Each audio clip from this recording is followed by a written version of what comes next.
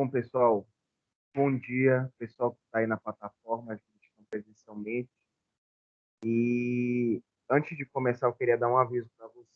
Historicamente, algumas pessoas da sala, de outras turmas, estão tendo dificuldade com essa plataforma nova.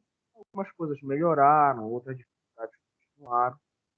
E para uma forma de facilitar essa dinâmica, eu estou colocando todas essas aulas no YouTube, para ficar como era na época do Zoom. Você abriu a plataforma da Examar, estava lá aquele quadro já grande do vídeo. Isso vai evitar que você tenha que pegar o link que antigamente era dado dessa plataforma, vocês tentarem abrir. Entendeu? Então, todas as aulas eu vou fazer isso. Então, isso já vai dinamizar melhor o acesso de vocês às aulas, tá? A gente teve um problema a aula passada, nós estávamos praticamente finalizando a NR21.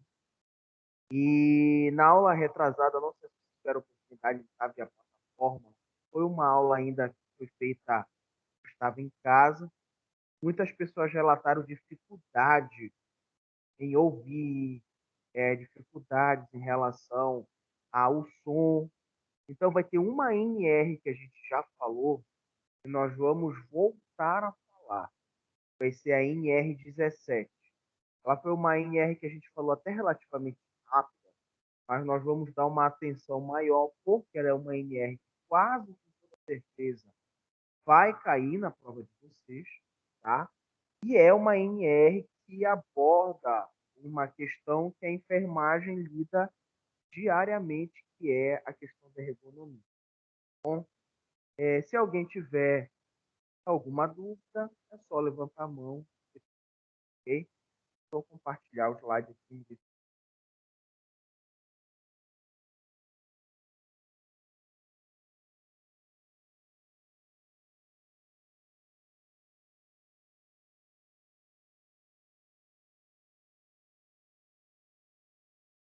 Gente, Carmen, Luana, vocês estão conseguindo ver o slide, sim ou não?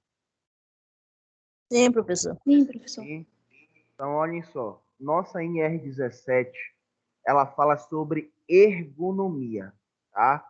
Eu me lembro que na aula que a gente falou sobre isso, eu até comentei com vocês que essa imagem, por exemplo, que nós temos no slide, ela é uma imagem real, tá?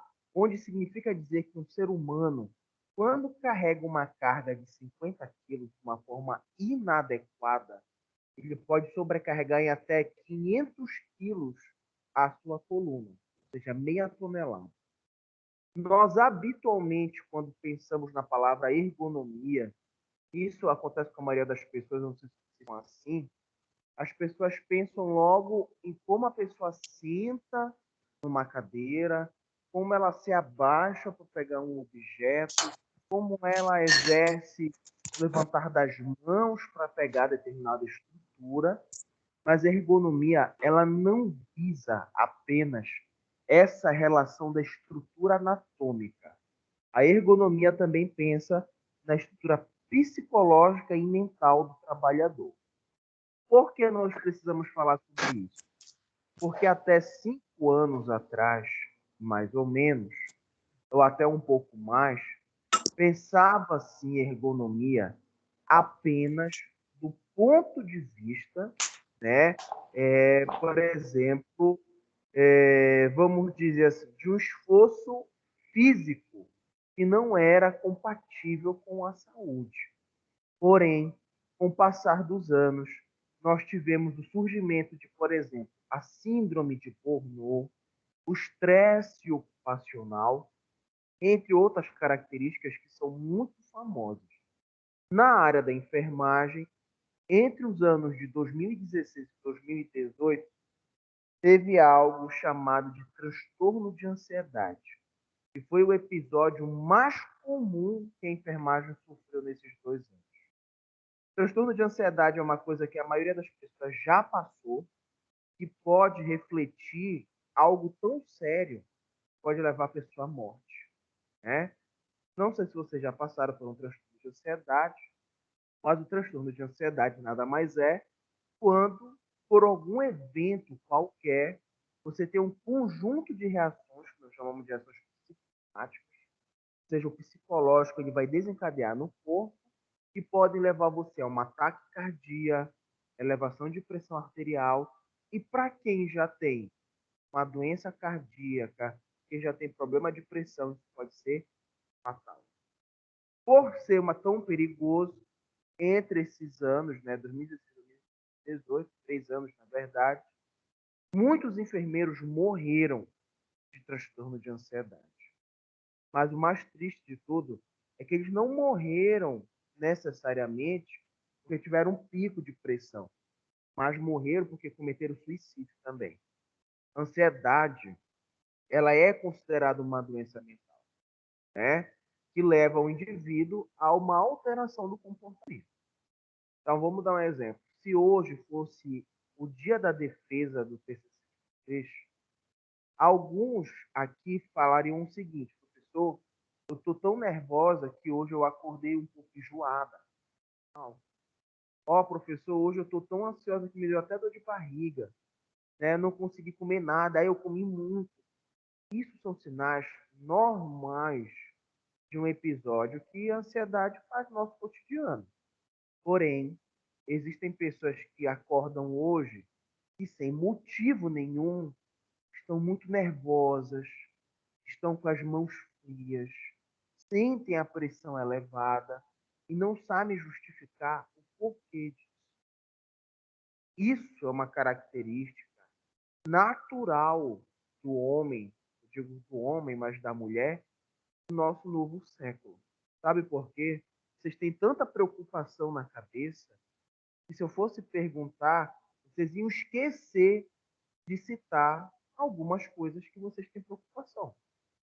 Então, por exemplo, a nossa colega aí, se eu fosse perguntar para ela, você está preocupada com o quê? Ah, professor, eu estou preocupado com a pandemia, eu estou preocupado com a faculdade, está chegando o final. Isso é o que ela fala e que ela tem conhecimento. Mas dentro do subjetivo dela, ela tem nervosismo, ela tem ansiedade pela sociedade em que a filha dela vai crescer, né? Ela tem preocupação com o cuidado da filha, porque ela está aqui, está pensando na filha que está na escola. E isso é uma coisa que, se a gente não souber trabalhar, ela cresce de uma maneira muito grandiosa, né? E por que é importante a gente fazer toda essa introdução quando a gente fala de ergonomia? Porque o enfermeiro hoje é o profissional da saúde que mais sofre risco ergonômico na sua profissão, dentro da área da saúde. Já comentei com vocês que, infelizmente, o enfermeiro ele é o profissional que mais comete suicídio na área da saúde, né? E é o profissional, até brinquei com vocês, sexo feminino, que mais se divorcia, né? E isso, gente, não é para ser levado como uma brincadeira, que as pessoas falam, ah, isso é a maldição da Florence. Ah, bacana. Mas existe uma característica que tem envolvido a nossa profissão e tem proporcionado que as pessoas passem por essa situação. Tá? A maioria das pessoas que estão inseridas hoje no cenário de pandemia, né, vão viver em algum momento da profissão algum episódio de ansiedade ou de estresse ocupacional.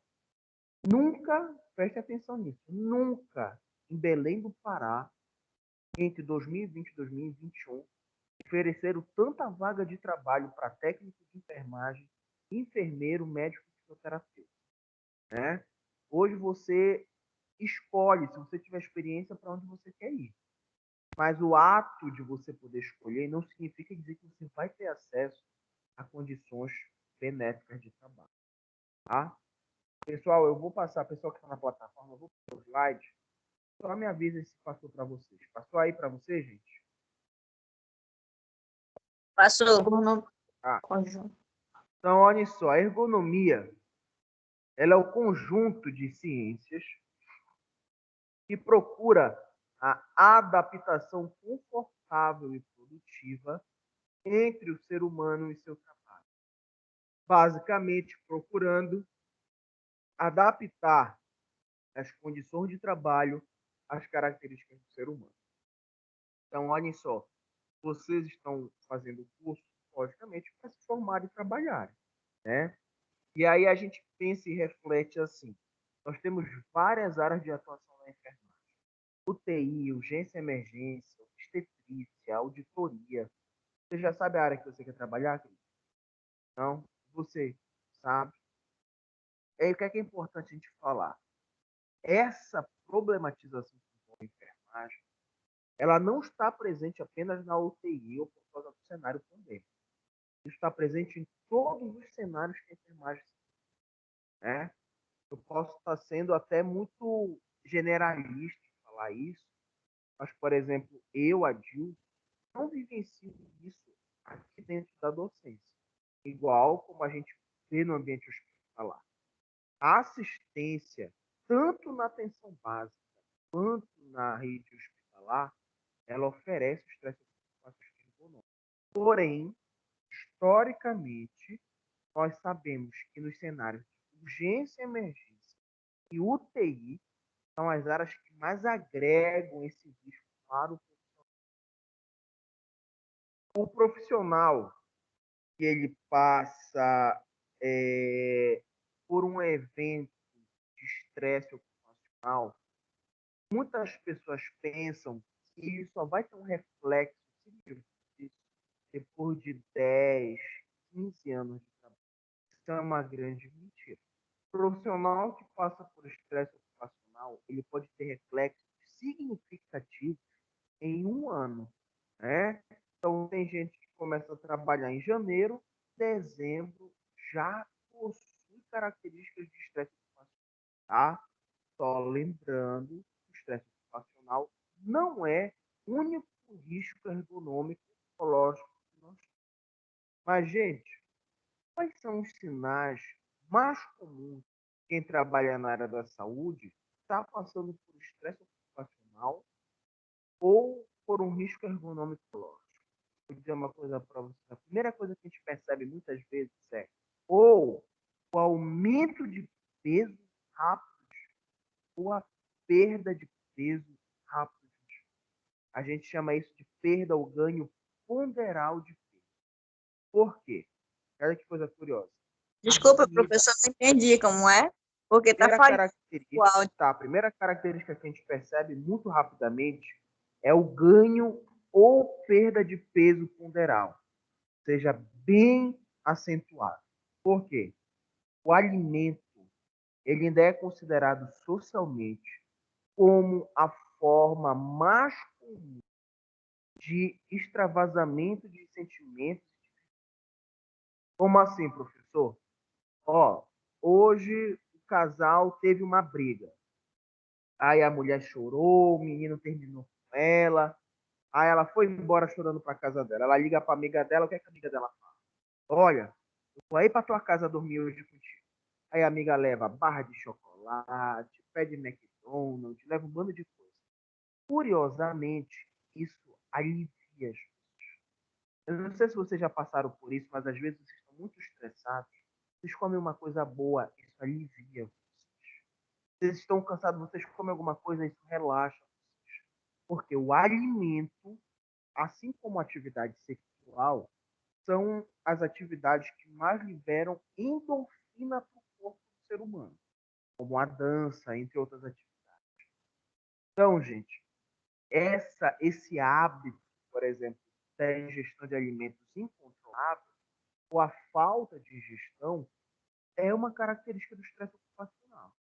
Então, eu não sei se vocês já puderam assistir, mas existem alguns dramas na televisão. Um deles é o nome é Quilos Mortais. Ele conta a história dos super obesos que tem no mundo, né? Pessoal com 300 e poucos quilos. Uma coisa que existe em comum com todos eles é que todos trazem uma situação de vivência social caótica, abuso sexual, de violência dentro de casa, ou seja, procuraram no alimento uma forma de, né, evitar o pensamento em coisas mais profundas. A comida, gente, leva ao vício, né? E o estresse leva o corpo a ter uma facilidade maior de acumular gordura. Né? Leva o indivíduo a uma probabilidade maior de engordar. Tá? Professor, o segredo é colocar todo enfermeiro numa academia? Não. Porque toda vez que você vai para uma academia malhar, você está sob efeito de estresse, você libera hormônio adrenocorticotrópico, que impede você de sintetizar músculo. Isso ajuda você a acumular gordura. Então, antigamente se usava uma expressão muito famosa, que era o seguinte: eu estou estressado, vou para academia desestressar, né? Isso é muito perigoso. Às vezes não surte efeito. E vocês querem um exemplo disso? Tem gente que malha há 2 anos, você não vê uma diferença. São pessoas que têm uma alimentação, inclusive regular, boa, e você não vê nada. Às vezes, o reflexo disso é o estresse. Tá? Mas, por favor, né, querida? Não se preocupe com isso. Vamos continuar aqui falando um pouco sobre isso. Algumas características psicofisiológicas do ser humano. Ele prefere escolher livremente sua postura, dependendo das exigências de tarefas. Gente, é muito difícil, quando nós estamos no ambiente de trabalho, a gente entender que tudo que a gente aprendeu ou lê dentro da área da enfermagem é importante, né? Então, por exemplo, quando você vê uma imagem de um enfermeiro, de uma enfermeira que para pegar um objeto no chão, ele se agacha com a coluna reta, aquilo visualmente é até estranho. Gente, quem é que faz isso? Praticamente ninguém hoje. Você prefere fazer um ângulo com a coluna e pegar, isso é o mais normal. Nós temos uma dificuldade de acreditar que esse ato ele não é correto, porque nós precisamos de algum tempo para manifestar o resultado referente a essa postura. Antigamente, um trabalhador ele levava, em média, entre 10 a 12 anos para ter uma relação de dor na coluna com o ambiente de trabalho. 10 anos é muito tempo. E por que será que antigamente essa escala era tão distante? Hoje em dia, o tempo varia entre 3 e 5 anos, é muito rápido. Porque há décadas atrás, o trabalhador que levava 12 anos para sentir alguma coisa, ele era habitualmente uma pessoa ativa, né? Então, antigamente, o trabalhador, para ele chegar no trabalho dele, ele andava, né? Ele fazia outras atividades. Muitas pessoas já vinham da adolescência e da infância de atividades físicas textuais. O cara, quando era criança, brincava na rua direto de correr todo dia, jogar bola todo dia. Isso causava condicionamento físico e tônus muscular da coluna e outras partes do corpo. Hoje em dia isso é muito fundado.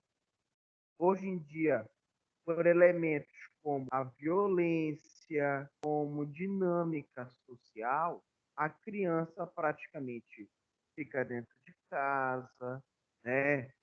Ela desenvolve atividades mais restritivas, né? Ó, eu vou dar um exemplo para vocês. Eu, quando era criança, para a escola, a gente fazia educação física na escola, voltava e todo dia, gente, de domingo a domingo, todo dia. Meu pai, quando chegava do trabalho, tirando a semana, né? Mas ele fazia atividade todo dia. Ele pegava uma bola, a gente ia jogar bola na rua. Só eu e ele. Passava mais de 1 hora fazendo isso. Ora eu era o goleiro, ora ele era goleiro. E olha, a gente jogava, chega a suar, né? E a gente fazia uma atividade física extensiva. Por que eu chamo a atenção disso? É que talvez a gente não tenha um reflexo mais severo dia, mas talvez vocês, os próprios colegas mais jovens, já se sintam limitados fisicamente a alguma atividade, né? E isso tem a ver com o texto, um cenário de vivência nos limitou fisicamente. Por exemplo, olha só que coisa curiosa. Vocês, com quase toda certeza, são mais limitados fisicamente do que os avós de vocês foram. Provavelmente os netos de vocês ser mais limitados do que vocês. Mas professor, hoje está surgindo uma nova geração, né? O pessoal aí está preocupado com a alimentação, fazendo crossfit e tudo mais. A gente, eu vou dar uma ideia para vocês. Vocês já fizeram crossfit? Não? Cheguei a fazer crossfit, mas agora, pá, 2 anos atrás. Né? E aí eu vou dizer uma coisa para vocês. Crossfit, para trazer para vocês um condicionamento, uma dinâmica de resistência boa. Você não vai hoje, amanhã você tá o super-homem, né? Porque o corpo, ele desaprendeu a resistir a vários elementos. Então, por exemplo, quando você fala hoje de uma pessoa que leva 3 a 5 anos, isso é um reflexo de vários elementos, não é só de não fazer atividade. Mas, por exemplo, se a gente for olhar nós três aqui, aula, a nossa postura na cadeira talvez não seja a mais correta possível. Só para vocês terem ideia, alguns estudiosos da ergonomia dizem que não é correto o homem sentar nem com a carteira no bolso, porque causa um ângulo na coluna. Gente, isso é o fim. Todo homem praticamente senta com a carteira no bolso. E a gente não pode sustentar uma perna sobre a outra apoiando a coluna. Isso é uma coisa que todo mundo, né? Eu tenho problema na coluna. Tenho 30 anos, né? Eu tenho, né, por exemplo, eu tenho uma hérnia de disco, né? E isso é a relação postura, porque atividade física eu sempre fiz. Então, se a gente tem um reflexo, mesmo já não sendo tão sedentário, vocês imaginam os grupos mais sedentários. Eu estava vendo uma pediatra, acho engraçado falar isso para vocês, falando sobre algumas atividades envolvendo isso. Eu não sei, a sua filha tem quantos anos? 6 anos? Você já tem filhos? Não? Carmen já tem filho, né, Carmen? Mas já tudo crescido já. E Hum? aí, já tem filho, né, Carmen? Mas já é tudo crescido. Já tudo adulto. Tudo adulto. E, gente, eu vou dizer uma coisa para vocês. Quando eu nasci, eu tenho mais recordações, por exemplo, do maternal, do jardim. A gente brincava com massinha, pintava papel. Isso não é à toa. Isso estimula os movimentos de precisão, de pinça. E em casa, era brincadeira de bola e tudo, né? E essas coisas todas de boneco. E eu vi uma pediatra falando que as mães hoje, elas estão hiperestimulando as crianças com as atividades de pinça. E aí a gente vê muita gente botando uma caixinha para ele encaixar, pegar coisas pequenas. Isso está virando uma febre. Coordenação motora. E ela falou que isso auxilia as crianças muito no desenvolvimento, mas que é preciso haver um cuidado muito grande. Ela falou que está sendo utilizado hoje umas bolas de gel para atividade sensitiva de física. É uma bolinha desse tamanho que quando a gente coloca na água, ela ufa, não sei se você já viu. Eles costumam botar em umas bacias, a criança brinca com aquilo. Ela falou que no ano de 2020, 2021, no ano da pandemia, aumentou em 300% o número de acidentes com essas bolinhas. De crianças que engoliam essas bolinhas. Inclusive, isso gera até cirurgia, quando ela incha, aumenta e não consegue ser retirada. Eu contei isso para minha mãe e eu vou dizer o que é que a minha mãe falou. Minha mãe falou assim: rapaz, eu não entendo o que é que está acontecendo hoje em dia. Porque ela sempre fala assim: os meus filhos ficavam em casa, brincavam de boneco, todos hoje sabem usar a mão e tudo mais. E por que é preciso esse negócio todo de bola, não sei o que mais? É um pensamento dela. Mas o que é que acontece? Hoje nós percebemos que o estímulo infantil ele está muito condicionado a uma atividade X. Dificilmente a criança tem a liberdade de gerar seu autoconhecimento. Aquilo é muitas vezes estimulado pela mãe. Olha, tem que comer isso porque ele vai saber diferenciar sabores. Gente, quando eu era criança, eu comia um chiclete cheio de formiga que eu achei no chão. Né? Não morri por causa disso. Mas eu conheço pessoas que o filho comeu um pedaço de bombom e a mãe quase morreu porque tinha açúcar, né? Então, essas limitações do ser humano, que a gente está falando agora de física, ela vai se acentuar com o passar do tempo, tá? Então, é importante a gente falar sobre isso. Olhem só, segundo ponto, prefere utilizar alternadamente toda a musculatura corporal e não apenas determinados segmentos corporais. Habitualmente, quando a gente vai fazer uma atividade qualquer, pelo fato do desconhecimento daquele ato, a gente exerce muito do corpo, né? Ao invés de exigir de uma estrutura única. Olhem que coisa curiosa. Existem três partes no nosso corpo e nós temos uma força muito incrível. São as pernas, os braços e a maxilotomandíbula, que é o ato de morder. Vocês têm muito mais força nas pernas e nos braços e na boca. E, gente, a maioria das pessoas tem mais força na boca do que no, tá? Então, eu vou dar um exemplo para vocês. Hoje, vocês têm uma garrafa qualquer. Você faz isso aqui, ó. Fica e não consegue abrir. Você faz o seguinte, abriu, né? Então, por exemplo, nós naturalmente somos animais racionais. E muitos animais têm força na mandíbula. E o que é que acontece? Quando a gente fala sobre isso, e a gente fala, por exemplo, sobre o levantamento de uma carga, vamos imaginar um trabalhador que trabalha lá no líder, carregando fardo de alimento. Toda a sobrecarga que nós temos nesse trabalho, ela deve ser preferencialmente carregada com a força das pernas, né? Porque é a parte que nós mais. Toda vez que a gente coloca uma carga sobre nós, uma criança, você está na academia fazendo com algum levantamento ou algo do tipo, percebo que qual é a orientação que a gente tem na academia? De nunca deixar os joelhos retos.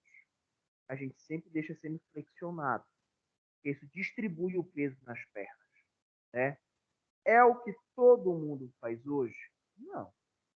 Porque a gente vê, às vezes, as pessoas estão com a perna reta, puxam peso, às vezes, de lado e carregam. Isso é uma carga infinita, né? Isso vai, infelizmente, deteriorar coluna, braço.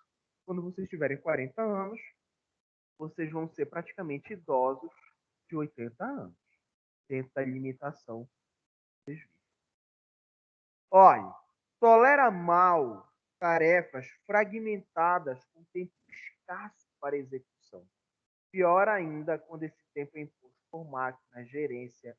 O que é que acontece, gente? Existe uma coisa que é um risco ergonômico chamado de repetitividade. É um risco ergonômico. Se hoje você vai para uma empresa, para uma fábrica, hoje onde o seu trabalho é apertar um parafuso, você aperta esse parafuso a cada 5 segundos. Isso é um trabalho repetitivo. Ele é único. Você fazendo esse movimento todo dia, você vai criar um desgaste na articulação e no movimento que você realiza. Isso na enfermagem não é tão comum. A gente chama isso de lesão por esforço, que é mais comum em atividade diária administrativa. Pessoal que trabalha em escritório, que manuseia papéis, aí sim é muito comum a nossa dinâmica. Olhem só, algumas características fisiológicas do ser humano. Ele é forçado a acelerar quando estimulado por dinheiro ou por outros meios, não levando em conta os limites da resistência. Então, nós já fizemos essa pergunta aqui. A gente até deu exemplo, né, de salário. Olha, a gente se saísse ganhando tantos mil, mas a verdade é que o indivíduo ele sempre procura, né? Tem gente que fala assim, professor, mas olha, eu estou feliz ganhando tantos mil por mês. Mas se te oferecerem 3 vezes esse valor, você vai balançar. Eu tenho uma aluna da tarde que ela trabalha na UTI de um hospital aqui em Belém. Um hospital não tão conhecido, não tão conhecido, desculpa. E ela falou que lá estava tendo sobrecarga de pacientes com Covid, né? E aí ela falou o seguinte, professor, chegou um familiar de uma mulher que tinha condição lá, e a gente não tinha leito na UTI para ele. A mulher chegou para mim e para a equipe e falou que ela ia dar 60 mil reais se a gente conseguisse o leito para o pai dela. Porque tinha 6 funcionários, ela dava 10 mil reais para cada um. Eu falei, e aí? Aí ela disse, não, professor, isso não é ético. Eu fiquei assim, rapaz, não tem como a gente não balançar, né? Uma pessoa chegando para ti numa tarde, te dou 60 mil reais, né? É uma coisa assim que a gente sabe do que envolve, que é a questão ética, mas não tem como a gente simplesmente nem pensar nisso depois, né? Isso nos mostra que o indivíduo ele realmente está alicerçado, né? Você quer falar alguma coisa? Exato. Verdade. Tu conhece essa moça porque ela falou exatamente isso. Eu ganho 2 mil por mês, né? É. E aí ela, pois é, e ela falou que ela está trabalhando como acompanhante, paciente, né? Que às vezes a família contrata agora na época da pandemia. Aí ela falou para mim, professor, eu em 15 dias ganhei 4.500 reais. É mais do que 2 vezes o meu salário, né? E aí eu penso o seguinte, cara, não tem como. Ela falou, eu trabalho todo dia, falou, feliz da vida. Tá lá, morta, vai chegar a estar sonolenta, mas tá ganhando dinheiro dela. O que ela vai fazer, ela que sabe, mas isso sempre vai movimentar, tá? Olhem só, ele sente-se bem, o indivíduo, quando solicitado a resolver problemas ligados às tarefas. Logo, não pode ser encarado como uma mera máquina, mas sim como um ser que pensa e age. Gente, eu tenho um trabalhador, vamos imaginar o seguinte, uma vez eu fiz uma consultoria com uma empresa de material de construção. Acho que você já ouvirá o Clima, de casa, são locais de material de construção. Aqui na municipalidade, perto do Ponte do Açaí, fica entre a Vandercock e a Dormal do Coelho, tem uma loja de material de construção muito antiga lá. Antiga, antiga, antiga, esqueci o nome, fica do lado direito para quem vai daqui para lá. E lá trabalhava um senhor que já estava com idade para se aposentar. Né? Ele já estava com 65 anos, já estava com 67 anos, mas ele não se aposentou, queria trabalhar, ganhar mais dinheiro. E ele não tinha mais condições de fazer as coisas. O que é que acontece? Ele trabalhava com homens de 40, 35 anos, até 30 anos. E quando aparecia uma atividade, ele entendia que ele era um trabalhador. O que é que ele ia fazer? Trabalhar. Ó, tem uma coisa de tijolo. Vou fazer isso. Ele já caiu, já cortou o rosto, já bateu a perna. E o gerente falou: não posso demitir esse homem que trabalha com a gente desde o início da loja. E a gente não sabe o que é que a gente faz. A gente já pediu para ele não fazer isso. Depois que ele se aposentou compulsoriamente, né? Eu digo para vocês: isso é uma coisa natural nossa. Principalmente quando a gente se sente afetado pela idade e pelo risco de perder o trabalho. Você quer mostrar produtividade. E as pessoas, às vezes, mostram tanta produtividade, perdem saúde. Né? Perdem saúde mental e saúde física. E eu, quando estudei enfermagem, eu optei por não ir para assistência. Eu vou dizer qual é o motivo. Vocês vão pensar que vocês vão achar talvez até besta. Tem muita gente que não quer ir para assistência por causa do risco de acidente biológico, né, e tal. Mas eu dizia que eu não queria ir para o hospital porque no Natal eu queria estar com a minha família. Final de semana eu quero estar na minha casa vendo televisão, Eu adorava a docência e trilhei esse caminho para mim. Hoje, graças a Deus, é isso que acontece. Estou em casa, estou Natal, Ano Novo, estou de recesso aqui, tenho férias em julho, né? Só que isso não acontece muitas vezes. E às vezes você precisa exercer uma força muito maior produtiva em qualquer outra área. Sabe o que é o pior de tudo? Eu digo para os meus alunos o seguinte, gente, trabalhar na docência, vamos para a enfermagem, não, meu sonho é obstetrícia. Não vai. Às vezes, quando chega lá, decepciona, né? Porque todo mundo acha lindo a obstetrícia. É lindo. Eu adorava obstetrícia. Era uma especialização que eu queria fazer. Porque olho parto, é uma coisa, né? Só que, gente, nem tudo é bonito na obstetrícia. Nasce criança morta, mãe morre no parto. E aí, às vezes, vai se perdendo um pouco a beleza, tá? Ó, tem capacidade sensitiva e motora que funcionam dentro de certos limites, que variam de um indivíduo a outro e ao longo do tempo para o mesmo indivíduo. Então, gente, aí tem uma palavra, é uma frase, na verdade, que nos mostra que a gente não consegue desvencilhar nossos pensamentos subjetivos, né? Então, se você tem problema em casa, se você tem uma preocupação, não consegue deixar isso em casa e não levar para o trabalho. Assim como você não consegue deixar no trabalho os problemas de trabalho. Isso acontece porque nós somos seres humanos. Nós temos um limite muito. Eu pergunto para vocês são pessoas pacientes? Não.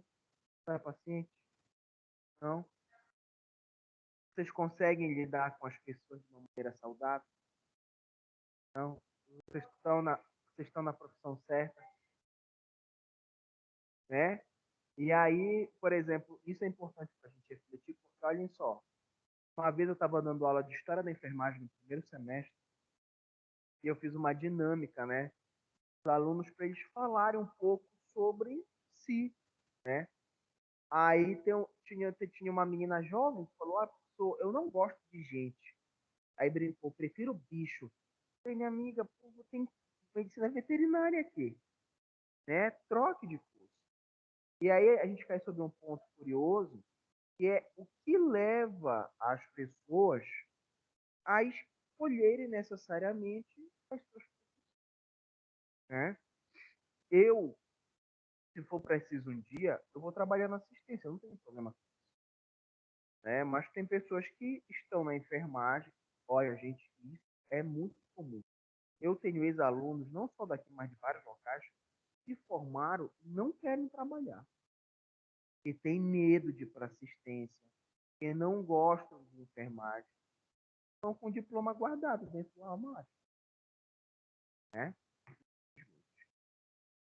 Pessoal de casa aí, alguma pergunta, sim ou não? Não, só concordo com o professor. Eu É também. isso, né? Também não quero, acho que assistência, só a parte administrativa. Ó, Ah, gente, eu vejo muitas situações assim complicadas na área da assistência e eu não quero isso para mim, não. é muito complicado, gente. A assistência, para ela ofertar uma seguridade maior para a gente, ela precisa mudar muita coisa. Olha, gente, o pessoal que entrou Principalmente depois para na plataforma, empurrar, né, que a gente vê que falta tanta é, coisa e aí os enfermeiros têm que se desdobrar, virar super-homem ali dentro. E é muitas das vezes verdade. é mal visto ainda pelos próprios profissionais e assim como pela família do paciente. E haja sobrecarga de trabalho. Pessoal, para quem entrou depois, vocês podem estar se perguntando por que a gente voltou, né? E aí eu estou só repetindo a NR17 porque teve muita gente que teve dificuldade de entender na última aula. E aí eu estou repetindo, aí depois da 17 a gente já vai lá para NR22. Bom? Então, olha só, vamos continuar aqui o parágrafo. Suas capacidades sensorimotoras modificam-se com o processo de envelhecimento, mas perdas eventuais são amplamente compensadas por melhores estratégias de percepção e resolução de problemas desde que possa atuar a troca de experiência. Gente, biologicamente, vocês sabem com que idade a gente começa a envelhecer? Envelhecer que eu digo é de ter já características bem pontuais de processo de envelhecimento. Que idade vocês acham que a gente começa a envelhecer? 60? Nossa Parte. amiga aqui estou 60 anos, 40. A gente começa a envelhecer com 30 anos de idade. Tá? Então, o que é que acontece, gente? Só para vocês terem ideia, o ser humano normal, ele tem a capacidade de suportar e carregar 39 quilos em um braço, né? Ou seja, você tem a capacidade de pegar um peso no chão e levantar em cada mão 39 quilos. 39 quilos equivale a 1 quilo a menos do que 2 garrafões de água daquele de 20. Vocês conseguem carregar um garrafão daquele de água? Conseguem? Aí eu te pergunto uma coisa. Sim. Se eu colocasse agora um halter daqueles de academia, com 39 quilos em cima de uma estrutura e pedisse para vocês só carregarem. Deixa eu falar uma coisa para vocês. Eu tenho quase certeza que vocês iam fazer isso. Por mais que você utilizasse o outro braço para ajudar. Carregar 39 quilos. Gente, vocês fazem isso, gente. E por que carregar aquele botijão de água é tão difícil? Se eu falasse, qual é o seu nome? Malu? Malu, põe esse garrafão de água aqui nesse bebedouro. Ai, meu Deus, é uma. Ai, aperta o dedo na garrafa, cai água, quebra o bebedouro, escorrega, tá todo suado. Por que acontece isso? Porque vocês usam as estruturas gerais do corpo. Ao invés de condicionar o carregamento na coluna e angulação no braço. Né? Como é que aqueles caras fazem aquilo tão prático, né? O cara chega lá com a bicicleta com 5 garrafões de água, o cara diz, pronto, tá bom. Porque ele habitualmente já está, né, maceteado a fazer aquele. Quando a gente fala do processo de envelhecimento, ele ocorre a partir dos 30 anos, nós temos, a partir dos 30 anos, a cada 10 anos, a perda de mais de 5 quilos de força. Ou seja, com 35 anos, você talvez não consiga mais carregar 39. 40, você já carrega praticamente menos de 30. Isso, gente, é muito complicado. Porque na dinâmica de trabalho, isso ocorre de uma maneira muito rápida. Principalmente quando ocorre o desgaste das estruturas. A visão, né, a memória, tudo isso é afetado. E nos jovens também. Você tem memória boa? Vocês têm memória boa? Né? Vocês têm que estimular isso de alguma forma. Né? Vocês sabem por que idoso faz muita palavra cruzar? Que é a atividade que mais estimula, né, a memória, por exemplo. Alguns alimentos ajudam, ricos em ômega 3, como salmão, né, a própria sardinha, que é um peixe mais barato. Né? Então, o que é que a gente precisa entender? Cuidado no ambiente de trabalho, ele é um cuidado feito também no nosso ambiente de moradia com nossos hábitos. Né? Porque eu vou dizer uma coisa para vocês, se eu pudesse, eu comia churrasco todo dia. Todo dia. Picanha, calabresa, comia todo dia. Só que não tem condições. Né? Então, olha, às vezes, por exemplo, lá em casa, a gente come uma salada com salmão, por exemplo. Eu acho aquilo ali, quando eu como, que eu estou até magro comendo aquilo. Uma mentira, né?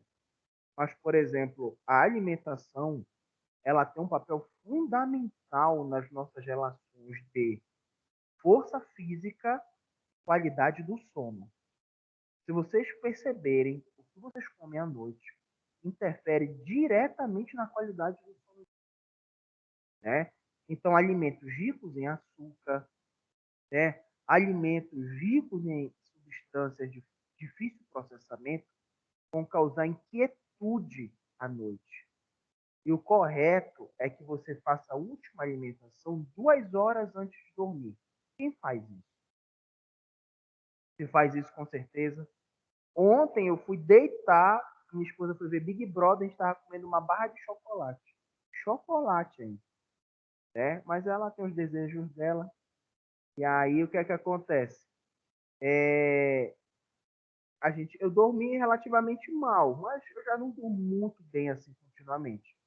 Mas, por exemplo, tem gente que às vezes vai jantar à noite, aí, por exemplo, toma um banho, está começando amor de mãe, né? Já é para se aquietar para dormir.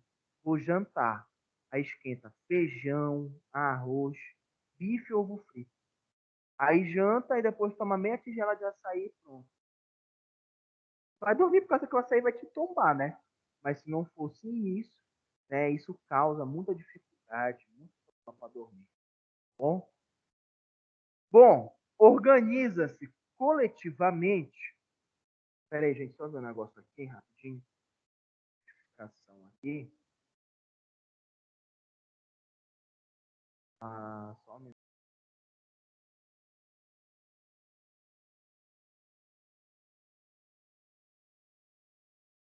É um negócio aqui. Tá. Organiza-se coletivamente para gerenciar a carga de trabalho.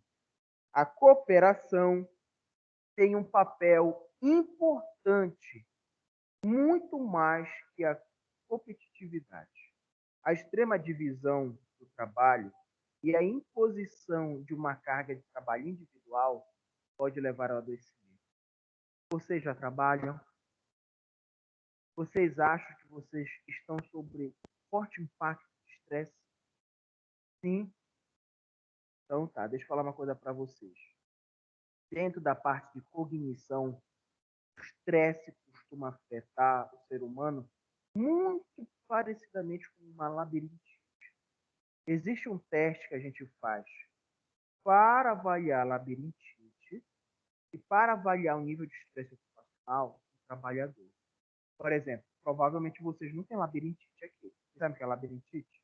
É um problema dentro do centro de regulação de equilíbrio do cérebro, tá? E nós fazemos um teste. Eu vou mostrar esse teste para vocês. Eu vou até ver se a câmera está pegando.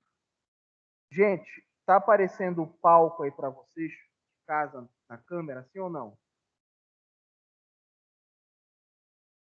Palco? É o palco aqui da sala de aula.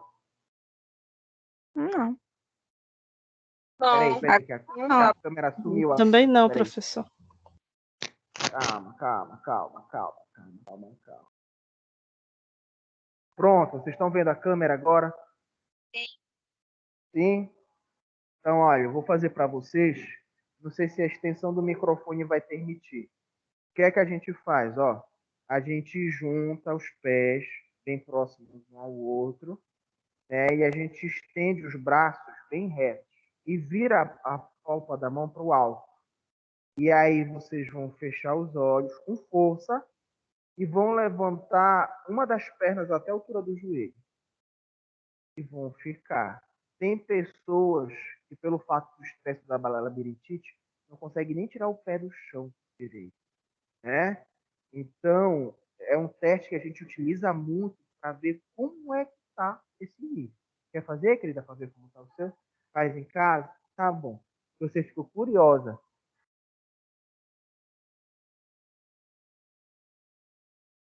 o que é que acontece? O estresse ocupacional, ele causa, é uma das sintomatologias dessa dificuldade no equilíbrio. Quando você tem a dificuldade de equilíbrio naturalmente, por exemplo, professor, eu levantei agora, eu estou muito tonta, olha, eu sinto isso. Isso pode ser labirintite. A labirintite sempre apresenta sintomatologias. Isso é um teste único. Quando você está em um estresse ocupacional, dificilmente você vai ter isso. Aí agora eu estou me sentindo tonta. Ai, agora eu levantei rápido e estou me sentindo tonta. Quando não é labirintite, isso está muitas vezes associado a colesterol alto. Colesterol muito alto também causa esse tipo de reação. Bom? Pessoal de casa, alguma pergunta? Não. Não? Perfeito. Então, olhem só. O ser humano, ele reage melhor quando interage coletivamente. No entanto, os trabalhadores quase nunca são consultados sobre a qualidade das ferramentas do mobiliário, por exemplo, sobre o tempo alocado à realização de tarefas. Qual seria o principal papel da ergonomia? Colocar o trabalhador novamente como agente de melhoria nas condições.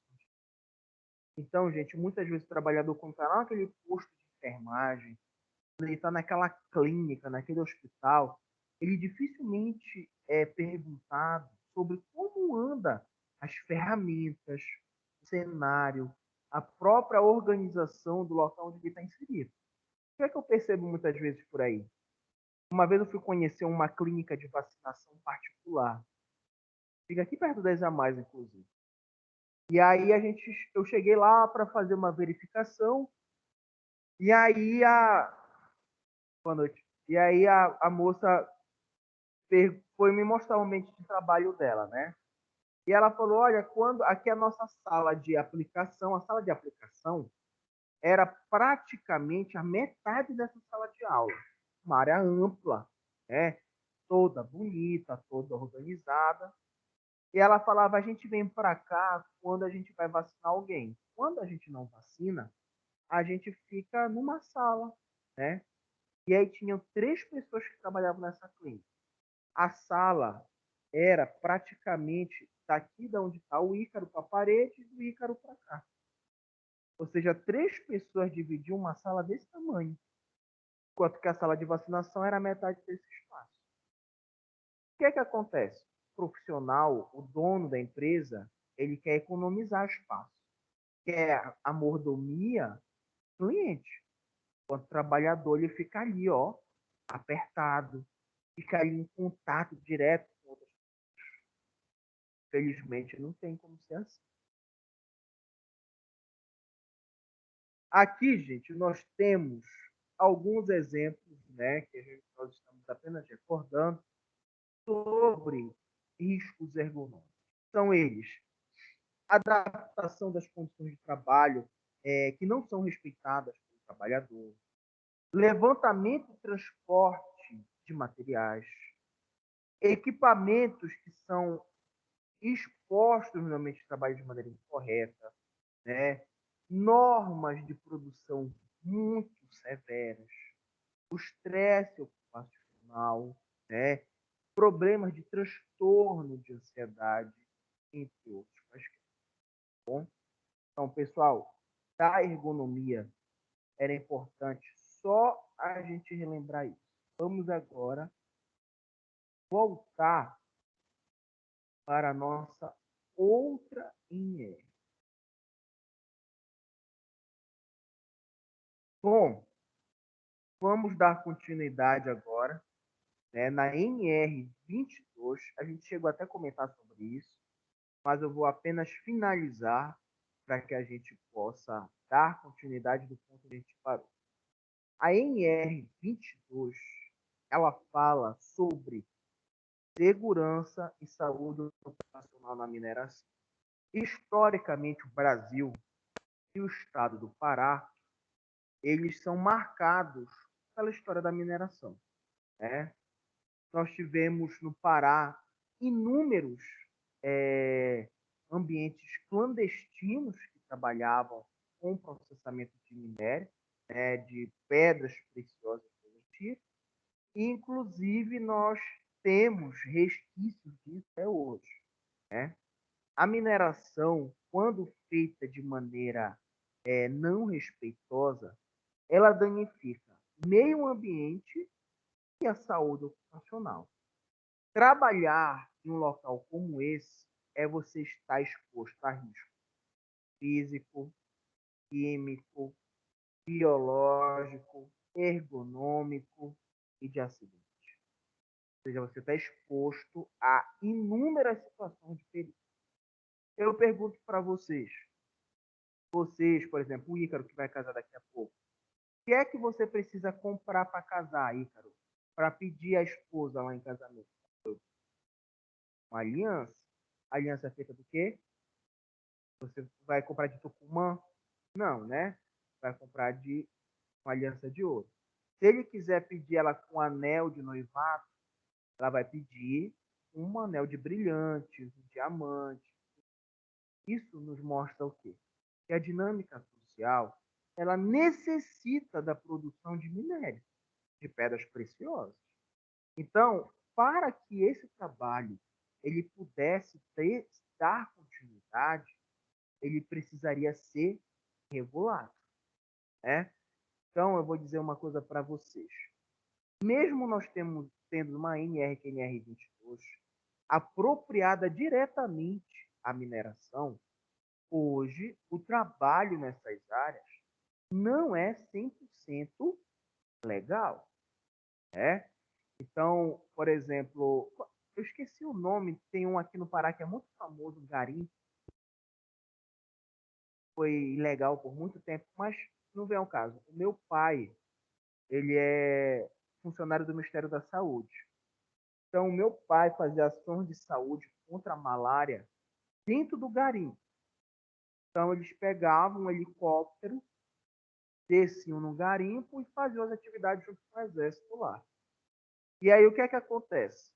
Ele falava sobre as coisas que aconteciam no garimpo que eram surreais. Então, ele contava a história de pessoas que tinham malária, por exemplo, que não conseguiam mais contar no dedo quantas vezes adoeceram. Pessoas que foram mordidas por animais, morreram por ataque de onça, pessoas que tiveram acidentes que perderam o dedo, a mão. Então, gente, nós estamos falando de uma ação de trabalho extremamente difícil. Quando a gente vê na televisão algumas novelas que mostram, e sempre tem novela que mostra processamento de pedra preciosa, você vê uma coisa muito organizada. Você vê o trabalhador saindo da mina, não tem nem suor na testa. Não existe. Temperatura dentro de um local como esse pode chegar até 80 graus. Sabe o que é 80 graus, gente? Se vocês se pegarem um dia em Belém 40 graus, vocês derretem na rua. Imagina 80 graus, né? Ou seja, o risco presente ele é altíssimo. Tanto que a maioria das pessoas antigamente morriam antes de 20 anos de trabalho dentro de uma atividade laboral como essa. Hoje nós temos várias características que protegem esse tipo de trabalhador. Sim, nós temos. Nós precisamos entender que isso ainda acontece de maneira errada, de maneira que não respeite esse processo. Só passar aqui, gente. Vamos agora, que é só um conceito da N22, mas não se preocupem com isso. Bom, NR23, ela fala sobre proteção contra incêndio, né? Vou fazer uma pergunta para vocês. Vocês já vivenciaram incêndio alguma vez, gente? Não? Ícaro, você que é de guerra, já viu? Já, né? Tá bom. Então, gente, o que é que acontece? Uma situação... Oi? Diga. Já viu na casa das outras pessoas. Mas pegou fogo, assim, destruição total. Pois é. Então, gente, eu vou dizer uma coisa para vocês. O fogo, ele tem duas características muito interessantes. Primeiro, né, ele costuma chamar a atenção das pessoas, né? Eu esqueci a palavra que a gente dá para isso, mas existem pessoas que ficam assim meio, não sei dizer a palavra certa, me fugiu a palavra agora. Quando vem fogo, uma fogueira, um fogo de artifício, né? Ele tem uma tendência de causar isso nas pessoas. O outro é que o fogo, ao mesmo tempo que pode causar isso, ele causa o desespero frenético nas pessoas.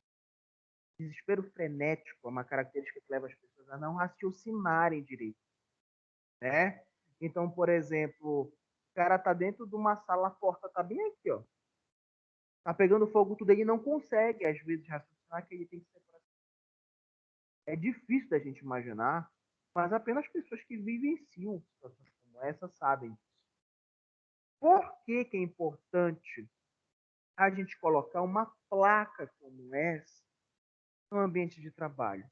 Elas, professor, tá aqui a caixa do hidrante. É preciso botar um negócio daquele hidrante. Sim. Porque quanto mais informação o cérebro pudesse apropriar no momento do desespero, melhor é a probabilidade de ele poder reagir perante a situação. Vou dizer uma coisa para vocês. Eu, quando era criança, eu adorava brincar com fogo. Né? Minha mãe... Hã? Então, a minha mãe saía às vezes para a rua, eu pegava jornal com a minha irmã, tocava fogo. E uma vez eu toquei fogo no cabelo da minha irmã sem querer, né? E aí, o que foi que aconteceu? Não, foi sem querer. A gente tava brincando e tudo, eu senti o cheiro de queimado, eu olhei para ela, ela Acho que tava... deve ser uma bênção. Era. Aí ela tava me olhando assim, falou, o que foi, Júnior? Que meu nome é Júnior também, né? Aí ela com os chumaços de cabelo pegando fogo, que aí bati na cabeça dela. Aí a vovó tinha aqueles perfumes de litro, né, que todos comprava. Eu passei na cabeça dela e tudo. A mamãe nunca descobriu, depois de anos que a gente contou isso pra ela. Mas eu digo para vocês o seguinte, isso nos mostra como a atividade com fogo ela é perigosa, né? Eu tive a oportunidade de viajar com a minha esposa uma vez para Gramado e a gente foi conhecer uma fábrica de cristais. Quando você é enfermeiro do trabalho, você sempre vê essa situação de risco no ambiente. Para quem é turista, por exemplo, no caso da minha esposa, ela sempre olha a beleza de fazer o cristal, né? E aí, gente, vamos imaginar, vocês sabem que a minha cadeira está aqui, e vamos imaginar que lá na outra sala da frente, na porta da outra sala, é o forno, da onde eles tiram a peça para fazer o cristal. Eu me lembro que a gente estava sentado numa arquibancada, aqui onde é a minha mesa, e quando o profissional tirou a peça de lá, eu senti a quentura da peça na minha perna, né? Aquele calor, a peça estava baixa, a gente sentia nas pernas. Vocês já imaginaram a temperatura que aquilo estava? Agora, tu imagina o que é o cara trabalhar o dia todo ali, fazendo aquilo? E aí a pergunta é o seguinte, se aquilo encosta no pedaço de papel, queima? Queima.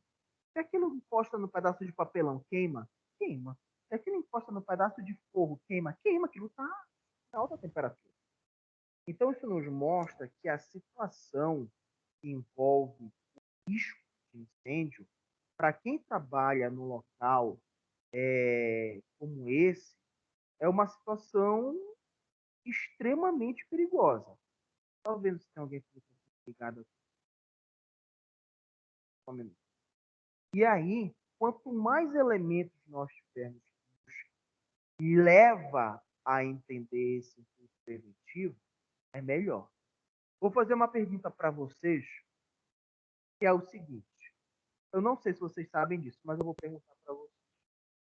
Se agora a gente tivesse um incêndio aqui nessa mesa que eu uso, vocês saberiam utilizar o extintor de incêndio aí? Sim. E eu pergunto para vocês, se eu Não, tiver um incêndio aqui nessa mesa, tiver um incêndio aqui na fiação elétrica, e um incêndio que envolva combustível, óleo diesel, por exemplo, eu posso usar o mesmo tipo de extintor? Por que não? Os não. extintores eles têm produtos diferentes dentro deles. Alguns têm álcool, álcool já, sou doido. Alguns têm, a gente fala tanto de álcool em gel, né? Alguns têm água, alguns têm pó químico. E por que é importante falar sobre isso, gente? Porque quando você lida com incêndio de fiação elétrica, por que eu não posso usar um extintor de água, por exemplo? Porque a água conduz eletricidade. Se eu jogar água, além de causar maior, se alguém pisar na água, chove. E por que vamos imaginar que tombou aqui um caminhão dentro da Isamar, vamos imaginar isso, cheio de óleo, pegando fogo. Por que eu não posso usar água para apagar? O que vocês acham? Por causa do oxigênio. Tá, a nossa amiga falou pelo oxigênio e o Ícaro deu uma outra explicação. A verdade, gente, é que o óleo ele é menos denso do que a água. Quando você jogar água, o óleo vai ficar em cima da água pegando fogo. E o movimento da água vai carregar o óleo pegando fogo. Então, para cada extintor, nós temos uma caracterização. Pergunto para vocês, o extintor que tem aqui nessa mesa, ele protege vocês contra o quê? Posso usar na rede elétrica? Posso usar um... É? Vamos dar uma olhada lá, deixa eu pegar para vocês.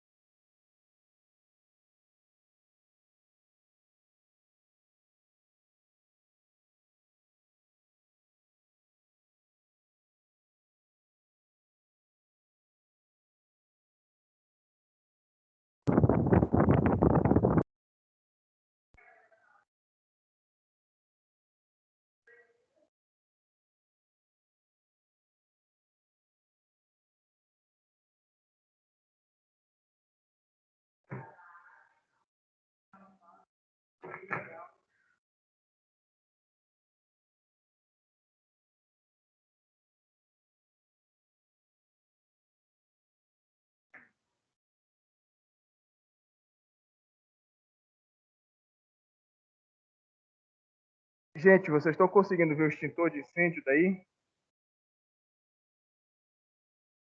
Não, professor. Não. Não tá vendo na câmera? Eu tô. Dá para ver na câmera, só que não tem como ampliar. Não tem como ampliar, mas eu vou explicar uma coisa para vocês. Olhem só, o extintor, ele é uma estrutura que precisa ser verificada sempre, né? Numa situação qualquer, a gente não tem como, olha, não está prestando, né? A maioria dos extintores, eles possuem um leitor bem aqui de pressão. O leitor de pressão, ele nos mostra se a pressão interna ela está de acordo com o padrão. Porque senão tu vai apertar o extintor, vai fazer assim. Não tem pressão, né? Isso precisa ser verificado sempre. Bem aqui, nós temos a característica do que ele ajuda a prevenir. Então, aqui esse extintor, ele pode ser utilizado em líquidos inflamáveis, né, e equipamentos elétricos. Ele tem uma carga comum de dióxido de carbono, CO2. Isso significa dizer que se eu expelir isso na cara de vocês, vocês vão morrer, tá? Então, o que é que acontece? Usar o extintor não é para o fogo estar bem aqui, eu estar bem aqui, ó, né? Você precisa manter uma distância, a maioria das vezes é orientada a uma distância de 2 metros, né, do foco do incêndio, e aí é fácil. A gente tira a estrutura daqui, levanta, rompe o lacre, tira o anel, segura com a mão e... Olha, a maioria das pessoas puxa o anel e já rompe o lacre, tá? Já... Ou se não, faz esse movimento de giro, ó, tá vendo? Aí rompe o lacre. Qual é o grande problema disso? É sustentar com uma mão e segurar com a outra, né? Vocês já sentiram o peso do negócio como esse? Já sentiu, Ica? Né? Então, por exemplo, você quando tira isso aqui com uma mão, às vezes é difícil você apertar e fazer essa atividade. Eu não vou fazer aqui, claro, né? Eu não vou romper o lacre à toa, mas o que é que eu digo para vocês? Quando vocês trabalham em locais de produtividade que envolvem caldeira, a gente até falou isso há um tempo atrás, fogo, coisas do tipo, existe uma responsabilidade muito grande de avaliar a qualidade desse material, que ele faz a diferença muitas vezes, né? Porque tem muita empresa que às vezes tem episódios de incêndio muito grandiosos, sabe por quê? Quando tem um foco, as pessoas pouco pensam antes de agir. Aí sabe o que acontece? Tá tendo incêndio aqui. Aí o cara pega um monte de papel para bater no fogo. Aí quando ele puxa, lá vem fogo no papel. E aí essa dificuldade de agir assertivamente leva a um risco maior. Tá? Pera aí, gente, que eu vou levar de volta o extintor, já volto.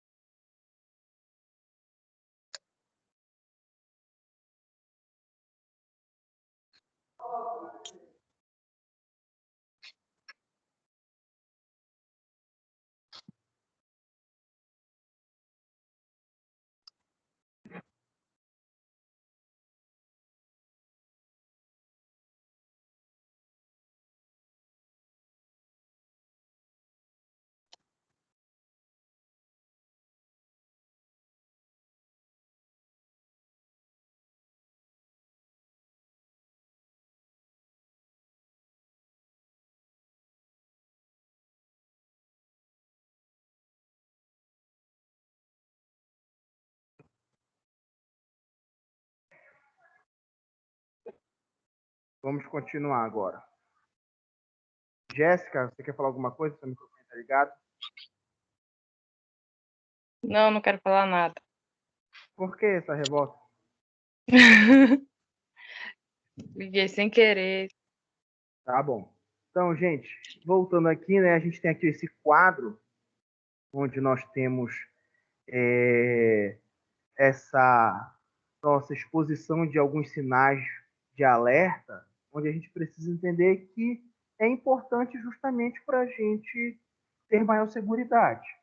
Quando a gente vê uma porta corta-fogo, isso é muito comum em shopping, em apartamentos, edifícios. Você tem duas sequências de porta que, ao se fechar, evitam, né, de pegar fogo. A maioria das pessoas não entende que essa porta tem que ficar fechada.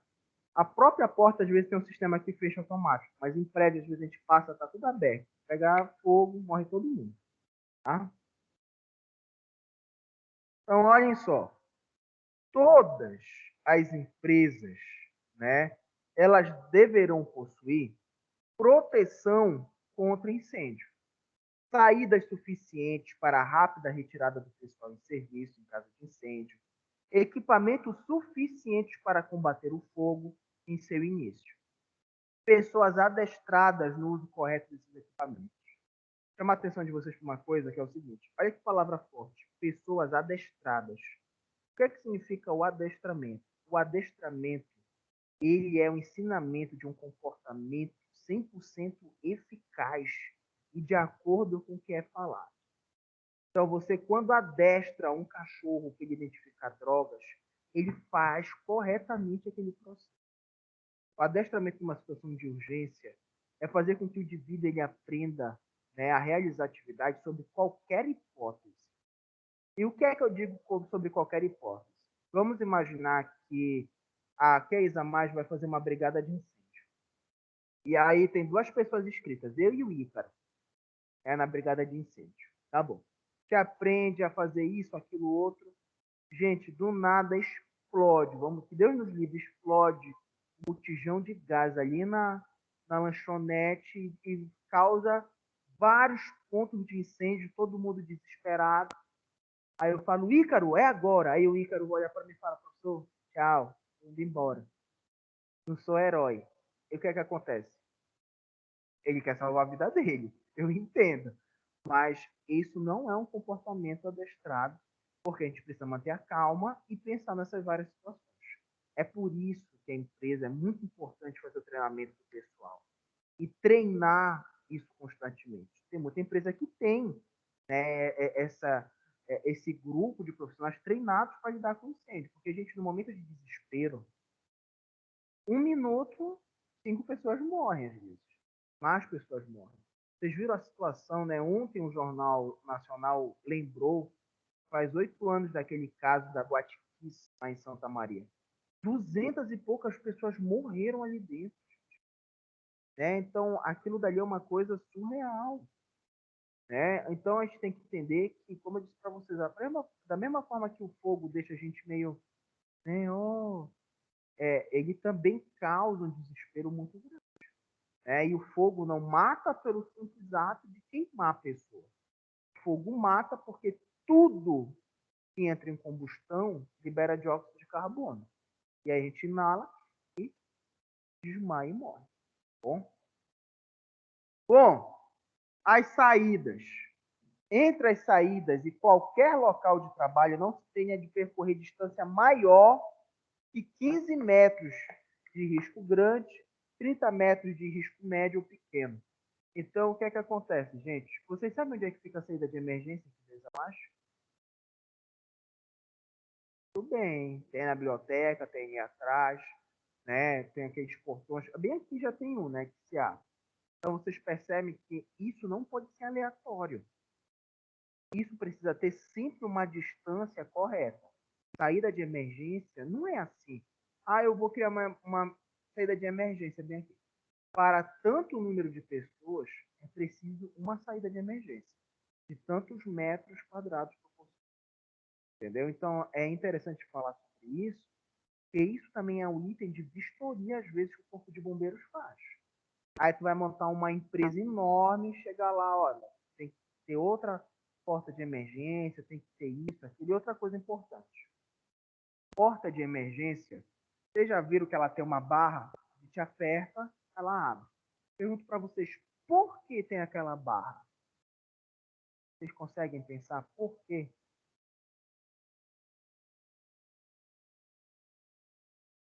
Não, Ícaro, você que é soldado? Não. A gente tem a barra porque não tem como a gente ter uma maçaneta, uma porta de emergência. Desespero, não tem como abrir. Toda porta de emergência, ela abre para fora. Por que ela não abre para dentro? Porque como é que no desespero tá cheio de gente, tu vai abrir a porta? Porta de emergência que abre para dentro é um crime contra o funcionário, contra as pessoas em geral, tá?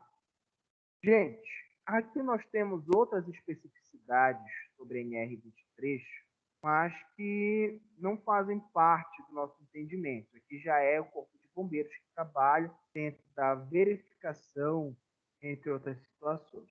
Então, nós vamos, né, passar agora para a NR24. Gente, NR24, ela é uma coisa muito curiosa. Vocês vão ver aqui algumas situações que são muito famosas. NR24 fala sobre condições sanitárias e de conforto no local de trabalho. Nada mais, nada menos fala sobre estrutura física que a gente tem dentro do ambiente de trabalho. Banheiro, pia, entre outras características. Vamos dar um exemplo aqui. Olhem só. Essa NR fala sobre instalações sanitárias, banheiros, vestiários, refeitórios, cozinhas e alojamentos. Uma coisa que a gente vai usar aqui muito importante, que é um bom exemplo sobre isso, é as Forças Armadas. Era do Exército? Do Exército, por exemplo. Eu pergunto para vocês, o Exército ele não assina carteira não, né, Ícaro? Ele só paga o valor, né? É considerado vínculo de trabalho? É? Então, olha, vai ser importante falar sobre isso, porque lá nós temos um grande quantitativo de pessoas com uma condição de trabalho, tá? Então, olhem só. Primeira coisa, instalações sanitárias. Numa empresa, as instalações sanitárias deverão ser separadas por sexo, né? As áreas destinadas aos sanitários deverão atender às dimensões mínimas essenciais, sendo essas dimensões de 1 metro quadrado por cabine sanitária, para cada 20 operários em atividade. Para cada 20 operários, eu tenho que ter uma cabine sanitária. Tá? Isso significa dizer que a lei pede isso, mas eu preciso ter só isso? Não. Eu posso ter, por exemplo, o seguinte, eu posso criar um banheiro com 5 sanitários. Quantos funcionários eu tenho? 10. Beleza. Foi uma escolha minha. Eu estou usando mais do que a legislação pede. Entendeu? Isso não tem problema. Só não posso ter um sanitário para 50 funcionários. Tá? Deverão ser mantidas em estado de asseio e higiene. O mictório deverá ser de porcelana ou outro material equivalente, sempre provido de descarga provocada ou automática. As mulheres já viram mictório, né? Aquele de homem que fica na parede, mas existe uma coisa que é curiosa. Vocês já não usaram ainda, né? Os homens usam muito. O que é que a gente percebe no mictório? O mictório individual ele tem que ter uma distância mínima de 60 centímetros entre eles. 60 centímetros é isso aqui. Eu pergunto para vocês, vocês acham que esse espaço é pequeno, é grande ou é normal? Vocês mulheres, o que é que vocês acham? Normal? Pequeno? O que é que tu acha, Ícaro? Pequeno? Mas por que é pequeno? O que é que acontece ali? Além disso, aí existe aquele famoso desconforto de se estar muito próximo, né? Um do outro e tudo mais. Outra coisa problemática que tem muita gente que faz, e gente, isso é a maior besteira que se fez de mictório, é mictório de boate e de shopping. Sabe o que eles fazem? Eles colocam uma pedra de, oh meu Deus, de granito em cima do mictório, que é para o cara colocar o celular ou a carteira ou até copo em cima para fazer xixi. Aí o que é que acontece? O cara faz xixi assim, né? O rosto para trás, porque tu não pode encostar por causa da pedra, e fica todo torto urinando. Isso é um outro exemplo. O mictório não tem segredo. É colocar, manter a distância preferencialmente de 1 metro, e aí sim, tá? Os lavatórios deverão, em locais insalubres, obedecer uma escala de uma torneira para cada 10 funcionários. E em locais normais, a escala é de uma torneira para cada 20 funcionários. Qual era o quartel que tu trabalhava? Hospital Geral. Sabe quantos funcionários tinham lá?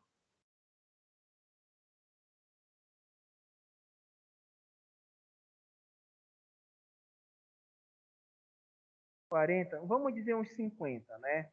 Então, por exemplo, a gente tinha que ter lá 3 torneiras. Tinha isso? Tinha 4. Ou seja, você tinha um limite acima, você tinha um número acima do limite, né? Outra característica: o lavatório deverá ser provido de material para limpeza e secagem das mãos, proibindo-se o uso de toalhas coletivas. Por que a gente fala sobre isso? É porque às vezes, gente, eu juro para vocês, não é mal. É que a chefia, o gerente, ele quer fazer o banheiro dos funcionários bonitinho. Aí ele coloca a toalha de pano lá, bonita. Não pode fazer isso. A toalha tem que ser de papel, tá? Ou preferencialmente aqueles aparelhos. As cabines sanitárias deverão ser individuais com ventilação, tá? Os banheiros dotados de chuveiro deverão dispor de água quente e fria e obedecer a escala de um chuveiro para cada 10 funcionários. E aí, o que é que vocês acham? Será que tem água gelada e fria aqui nos banheiros que a gente toma banho? Vocês gostam de tomar banho de água quente? Ah, eu adoro tomar banho de água quente. E aí, o que é que acontece? Tu já imaginaste o cara que trabalha lá no Rio Grande do Sul, ele precisa sair do trabalho com aquelas temperaturas de 10 graus? Já pensou que é que ele toma banho de água fria lá? Aqui é adaptado à nossa região, mas a normativa prevê isso, que seja levado em consideração a característica climática. Não tem como o cara tomar um banho de água gelada. 10 graus, deixa escapatório. Gente, aqui nós temos algumas imagens que nos mostram algumas situações, né? Aqui, isso aqui é uma cabine individual, né? É isso que nós chamamos de cabine individual. Aqui nós temos uma cabine individual. E qual é o problema dessa cabine? Não tem porta.